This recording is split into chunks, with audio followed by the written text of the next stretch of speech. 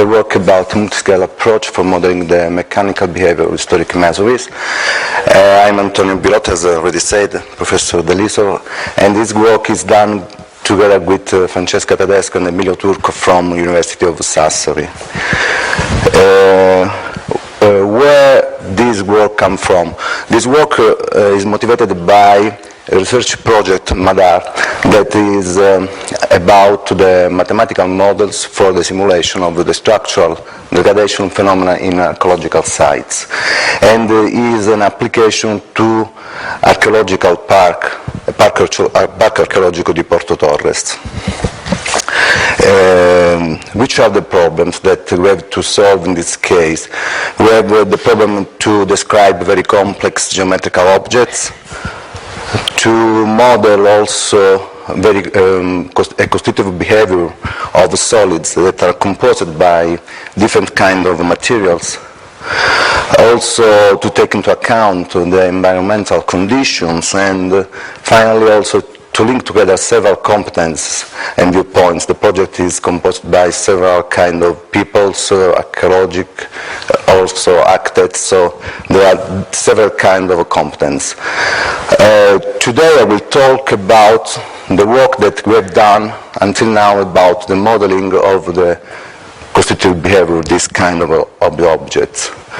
So when we talk about masonries, we have very different kinds of patterns, from the regular patterns to very regular patterns. So to choose a very general approach is not so easy. In our case, we thought to use as computational modeling tools and homogenization, a computational homogenization, whose basic principles are listed here. There is the definition of a representative volume element. There is also the formulation of the behavior of all the constituents of the elements that forms this representative volume element, and with the application of some boundary condition, we can perform what is called the macro to micro transition. After that, we can also calculate the response of the representative volume element, and to make the opposite step and make the micro to macro transition. The results, the advantages of this kind of approach are mainly the fact that we do not need to define explicitly the macroscopic response of the material. We can also consider different kind of materials and also define for them very general nonlinear behavior, and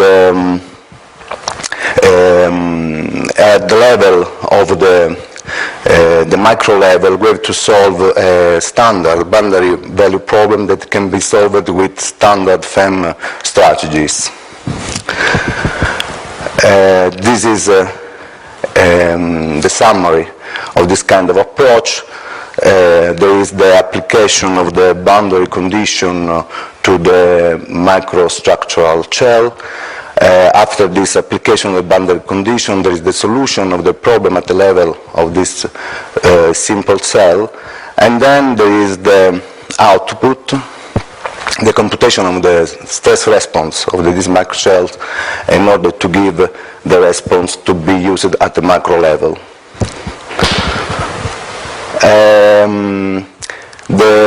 At the micro level, the problem that is solved is, as I already said, is a standard problem. We have the equilibrium conditions, and we also have the constitutive laws defined for each constituent of that are inside the element. And this problem is solved with respect to prescribed boundary condition that can be of two kinds: prescribed displacements or prescribed periodicity. let's see what we want to do inside the micro level. Inside the micro level, we have to describe this shell, and we intend to describe inside this shell the stone inclusion, and we would like to describe it with an isotropic elastic behavior. And then we have also the mortar matrix, for which we want to use an isotropic elastoplastic behavior with the evolution of the elastic domain. For the mortar, then we decided to use a criterion, the Hoffman criterion, that in the isotropic case can be formulated in this way with respect to three constants whose expression is related to the tensile strength, compressive strength, and shear strength of the material.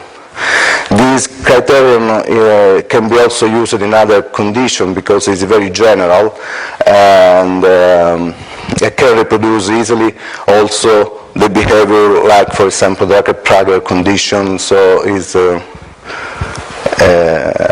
here we have also a reformulation of the criterion written in a quadratic form by introducing some operators in order to be used in the next equations. So the problem at the level of the representative volume element is formulated by FM strategies.